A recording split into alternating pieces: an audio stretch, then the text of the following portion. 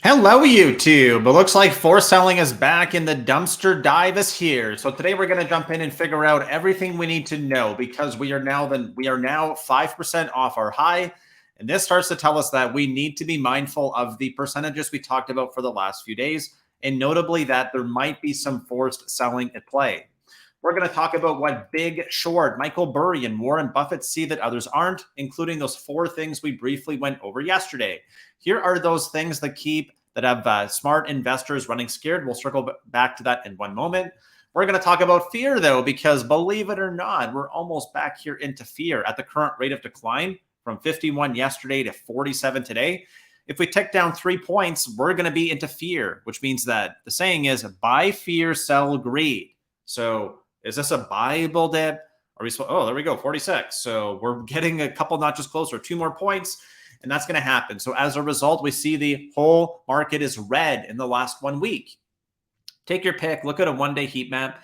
It's not really all that bad. And here's what I find interesting. As we look at the last 4 hours, it starts to get less bad. So we want to be mindful that most declines happen in the morning. And then if it's forced selling, it just means we continue to fade into the close, but it doesn't get all that much worse. We also want to talk about what could happen, because if we're now down by more than that 5% we just talked about, after a 20% rally, which we got by getting to 459 on SPY, we now have to contemplate what could happen with the additional levels of drawdown. 5 to 10%, 38% chance, 38% chance we go to 10 to 20. And then a 9% chance is more than 20%. So if you want to follow me, here is my account. You can follow me on Twitter at Justin Caron. It's a link in the description and the top comment if you want to find out more about that. But let's move forward. Another tweet, now something that we have here. I mentioned it briefly yesterday. This is the US 10-year note versus SPX. And what it talks about is just a crash signal where going back to March, we had the same signal here. We can pop over to SPX to see what's happening here. All right, let's go here to, I think it's this chart. So let's go here to this one. So we want to go to March, and that was basically where we had the big decline. So if we go back here to our chart, I'm not going to update the seasonality chart today. Hopefully you guys are following along with what we talked about the last few days. This is a 20% decline. So starting in March, when the US 10-year note made that new high, if on the weekend it goes higher, that's going to be what we're going to talk about, crash signal. Why? Man, we're within a whisker. The high I'm looking to get taken out is 4335. Where do we get to? 4328. It is so close. And this matters because that March top we just talked about, that was a 20% decline. But if you look even further back here to like 2018, January of 2018, we get that W to a new high, which we talk about here, that new high, the new high we're about to print. Well, that led to the market crash because there is a legitimate competitor for US equities. So jumping back to where we are now, let's look here to January of 2018. Why? Well, believe it or not, we actually had a decline of about 10% in 2 candles. 12% decline. Right, my fingers won't snap, but there you go. Just like that, 10% in 2 weeks. So that's the staircase up and the elevator down. And right now, this looks like there is forced selling. So this is a concern right now. I'll show you one more chart here, then we'll try to go back to that article with Michael Burry. But I'll ask you for a huge favor as we're about to shift gears here. If you could please consider smashing that thumbs up and subscribing to the channel, I would really, really appreciate that. We put out stock market videos every single day, and we'd love for you to be a part of our community. And we thank you very much for your support ahead of time. It's been great to see the community grow, and I'm very thankful I'm able to do what I love every day. All right, anyways, let's look over here to SPY on the monthly chart. And what do we note? Oh no, this is the crash signal warning I wanted to see. Yesterday, we talked about how we were going to get more warnings. Well, right here on SPY's monthly chart, we've now blown out, or we got a monthly lower low. QQQ is already there, monthly lower low at 463. However, we're still pointing up. So what it's going to take for the bears to win is either cranking it down below our 61% retracement on QQQ at 350, or another candle. Another candle means we're going to stop going up. We're going to be over here, and we're not going to be holding that uptrend. Very similar for SPY. We still got a lot of room to come back down to our 50% retracement, 414. 430 is the next math number after we lost this zone. It also matters because here on our weekly chart we're looking at, we know the hollow candles are turning into full ones, which means the decline is continuing. and lower lows are now confirmation. So we got four candles, 3 lower highs, 3 lower lows. We got our 5% dip. That 432 area is going to correspond with the August of 22 high, which is going to be the next target here. That's the green line we talked about yesterday. We're almost there. So red is resistance, green is support, white is important. White is important because we just notched a 5% decline. What's going to come next? Okay, so hopefully you guys are all following along so far. Let's jump to those 4 things, and then we'll circle back and talk about a few more things like the crash signal, GDP, which is really strong, and then economic data we had out. We also have a stream coming in for you tomorrow. We'll talk about whether or not it is game over. But first, here are the 4 things that might have investors running scared. China's economic meltdown. Oh, okay. We're not going to go beyond reading the headline. We understand that China's been in the dumps. We looked at FXI. It's below the 50 weekly. It looks soft. Russia and Ukraine's impact on inflation. Cool, right? Look at oil. Oil's been moving lately. I'll look at those in a moment. U.S. economy is slowing down. Whoa, it doesn't look like that. 5.7% here. Whoa. So that's an acceleration, but then it's going to be harder to beat next quarter. I believe the odds of recession increase when we're growing by 5+%. How are we going to beat that next quarter? I don't know. Banks remain a quiet risk. So, right, there's a lot of banks which remain a quiet risk. Blah, blah, blah. So Burry's fund sold out of all their shares in First Republic, as well as Huntington Bank and Western Alliance. And Buffett sold a lot too. So that's what both of these guys see that maybe we're missing.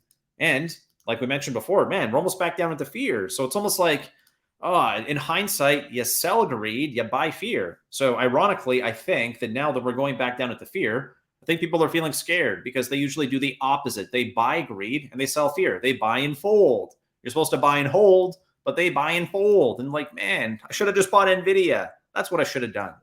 No, it's about managing the risk and knowing when the insurance that we need is higher than before. And we did call up, we did give you those alerts from our platform too, thealgo.com, which you can join us for 14 free days if you want to see, because if you want to trade with me, I tell you all this stuff on YouTube, but then I buy and sell. And I had a great day today. I had a great day because the market's down nearly 1%. And I managed to tread water. I went sideways because I had a big hedge on based on the signals we got. If you want to find out more, go to that link. If not, stick around for the Friday stream tomorrow, and we'll go over some of those alerts again, I think, tomorrow. All right. So we know this is the last piece that's missing. I mentioned yesterday that if we get all of these other signals, it likely means that the other parts of the recipe are already complete. And for me, that was really just going to a monthly lower low, which we got. I talked about GDP briefly, and this just matters because at this point, this is excellent data. So if good data is bad and bad data is good because we're talking about the Fed, well, right now, this is excellent data, which means this is terrible for stocks. This is terrible for the Fed. This is too good. This is too strong. Every time we get a big reading, man, it goes almost negative the next time, 0.09. Big reading, 0.16. We get a, God forbid, negative number, then we get a follow-up negative one. That's a recession. That's what everyone's so scared about.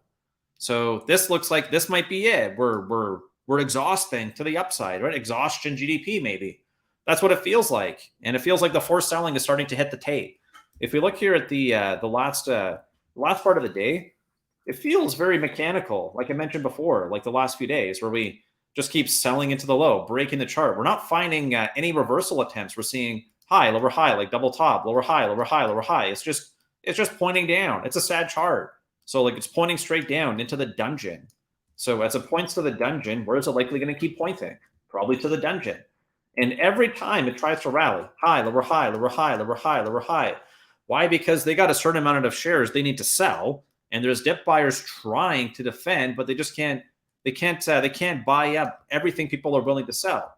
And man, what a drill into the close! Starting at about 1 o'clock, all the way down to 3. We went from 440. We lost another percent. That's our whole decline on the day. I've been spending time away from the screen because I don't want to see the decline. I'm hedged. I'm protected. I don't want to be watching every tick. The temptation is high to overtrade. And for me, at least, that's not what I want to see.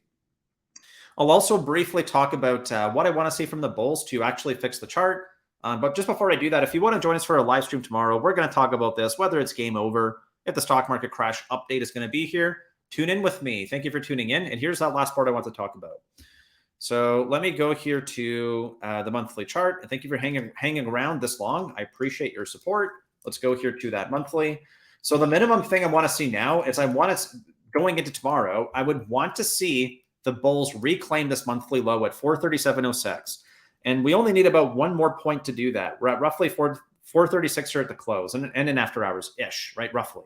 So if we can't reclaim this low, we're not going back up to 450. If we can't get through 437, we're not going to go to 470. We're not going to go to new all-time highs. So let's make sure we're actually reclaiming key support areas. If this is really support, and we're going to form a monthly failed breakdown, which should have been a higher low, we cannot afford to not spend time back above it. That's why it's so interesting if we just snap a line here, look at that 15-minute chart, that we didn't find buyers where we would expect them to. They're weak. We sold off into the low. We closed below the low. We closed below the 50 DMA. Momentum is building up to the downside. And the important part for me, I didn't want to make the video like super long, so I've been talking all week. But if you look here too, like look at this uptrend on QQQ. We lost the first one. Where did we go? Right, this one right here. Oops. Lost this one. Where do we go? Right down to the next uptrend. Well, man, we're like losing this one here. It's hard for me to say we're trending up if this gets lost. We're arguably just going sideways. So if we're going sideways, it means we're consolidating. Usually stocks go up, they go sideways, then they go down. It's a matter of how far down, higher low, or do they go to a lower low? Or do they go just up again, right? Do they bounce off support like we did every previous time? But I'm not sure that we're finding dip buyers like we would expect before. Volume is elevated, and I'm going to leave it there. Thank you for tuning in. We got our weekend video queued up here over here on the left-hand side, which led you to the crash warnings for this week. Thank you so much for tuning in. I look forward to seeing you tomorrow. Thanks again.